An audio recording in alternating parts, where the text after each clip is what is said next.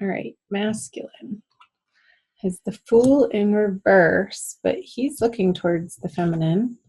And the Knight of Cups is looking the other way. So I feel like the masculine energy, Capricorn, is going towards the feminine to revisit something. Mercury is retrograde. I'm not surprised that he's in reverse, looking towards the feminine. However, I don't feel like the feminine is receptive to his energies and his approach, what he has to say, what he has to offer for the start of April. I feel like the feminine energy is looking out to other prospects, like keeping her options open.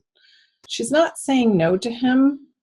I feel like she has one ear turned to listen, like, okay, the masculine's trying to communicate something here.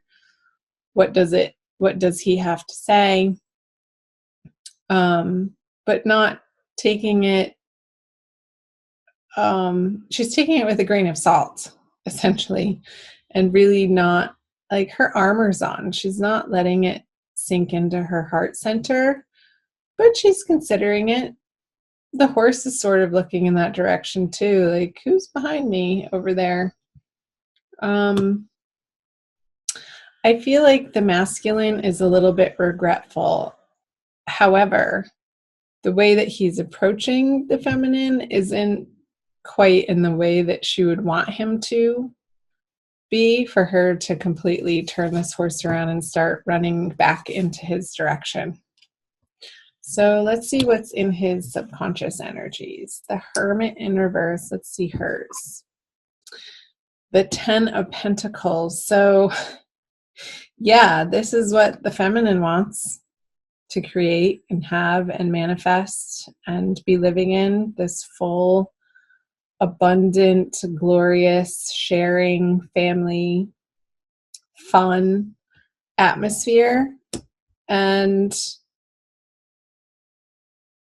so this is operating in her subconscious of why she's turning around, because he's coming with this information, like he's done this internal work and ready to present it to her. I want to make sure you can see that. And it's like the time for that isn't quite over, masculine. The Hermit card in reverse in your subconscious is like, yes, you've made progress. Yes, you've done some inner work. But with it in reverse, it's almost like not quite in the ways that have stuck, like in your everyday habits and patterns. Let's see what's going on in the conscious mind. Interesting. Virgo masculine just got that in his subconscious. So you might want to cross-watch the Virgo reading, Capricorn. This is the Matriarch card. Here's my deck from the Smith-Waite Centennial Edition tarot deck that I'm using. And it's an additional artwork piece that is the Matriarch card. So I'm getting that the masculine wants to be taken care of by the feminine. And let's see what she has in her conscious. Yeah, she's not having it. There's still some disagreements, and you guys are not seeing eye to eye in your communications. It's like he's coming at her from this old paradigm of wanting the feminine to fulfill this role for him. And she has such a bigger vision than that. That's beyond this motherly figure. This is part of it.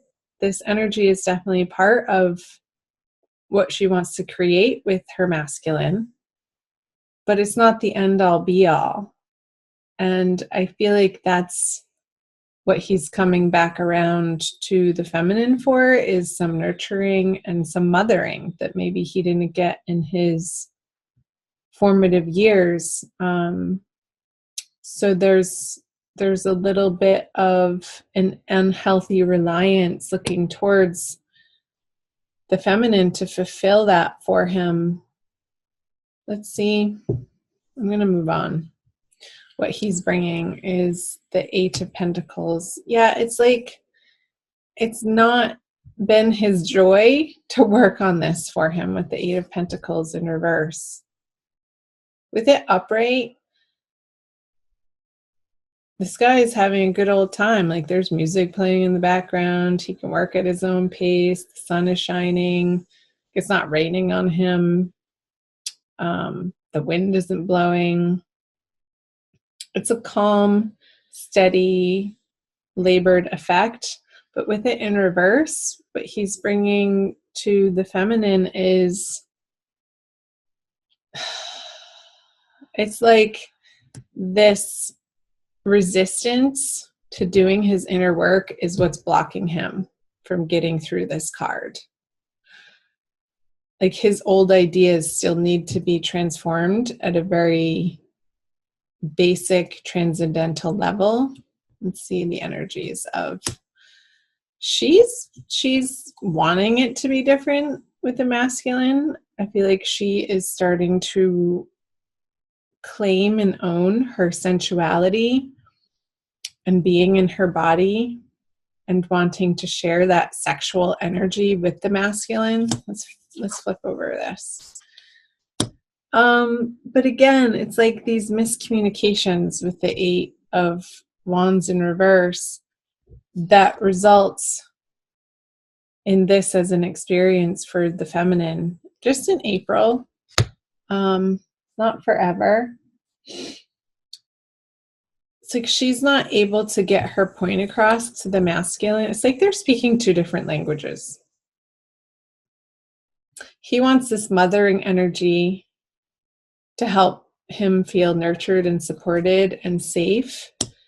And she wants something sort of totally different. She wants her masculine to come at her with this passion and meet her on this level of playfulness and fun and adventure. And I feel like their wires are crossing in this manner. It's like I'm feeling this mismatch of energy, which again, this Five of Wands, it's not a major annoyance though. I mean, she's still holding her cup here, feminine. So she's really not, I mean, there's a little bit of an effort on her part, but once she sees that it's met with this resistance from the masculine, she's not, I don't feel like she's pushing forward. It's almost like it's this push-pull energy, like parts of her wants to have it out with the masculine in this passionate encounter. And it's like this, I'm getting the sense that these arguments and these miscommunications and these frustrations to do with the masculine on the feminine side are like traditionally or in the past would have led to a sexual encounter, like that friction of being a little bit mad at each other and then you kiss and make up and have great makeup sex, that type of thing. But that's not happening in April. It's just the energy isn't set up for it. So that's fine. Go explore your other options, feminine. Do what makes you feel happy in April. Surround yourself with high vibe, positive people who encourage you to not squash this dream that you have, this vision, this idealism that you're shooting for the stars, and that's okay. Like hope in your heart, in the present. I was reading about hope actually this morning, and I was wondering if it was an emotion or not. And in fact, the jury says, most of the psychological journals say, no, it's not an emotion. It's more of a cognitive way of being and informing your current state of mind, which can affect your behaviors of how you act in the present moment. So keep hope for this vision for yourself, this abundance, this comfort, this overflowing prosperity that you will one day create with your masculine. So, because that's going to only elevate you in your experience of what you're capable of right now. And that's the most important, of your experience right now and what you're holding in your heart, how you regard yourself from moment to moment, the internal conversations that you have with yourself. And just let the masculine over here cycle back through to, and I feel he is going to, towards the end of the month, go on this inward journey again. All in due time. You can't force him to. Period. Let's pull an additional card for you. Oh, I don't know. I think this one. The Rumi Oracle by Alana Fairchild. It's a little glary.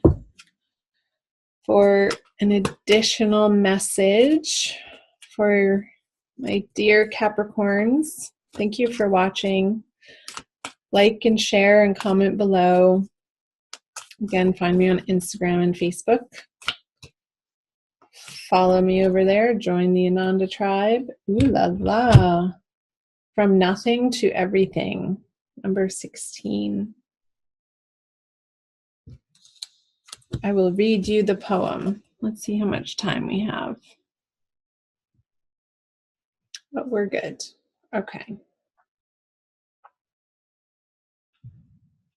Oh, my friend, if you're longing to be written on, become a blank page. Rumi.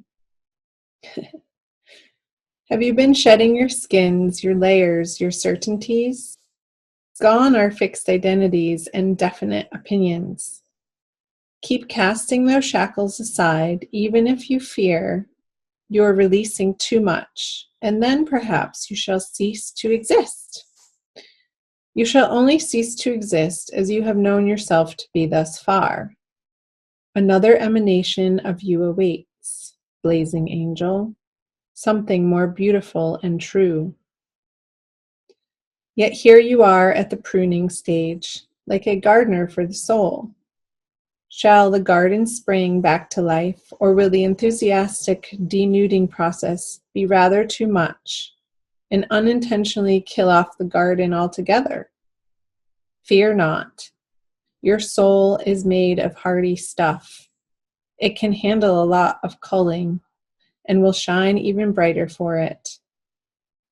There is a greater story to be impressed upon your essence than the one you are currently dreaming up. Though you are brilliant, no doubt about it, my angel of love, there is one who is even more so.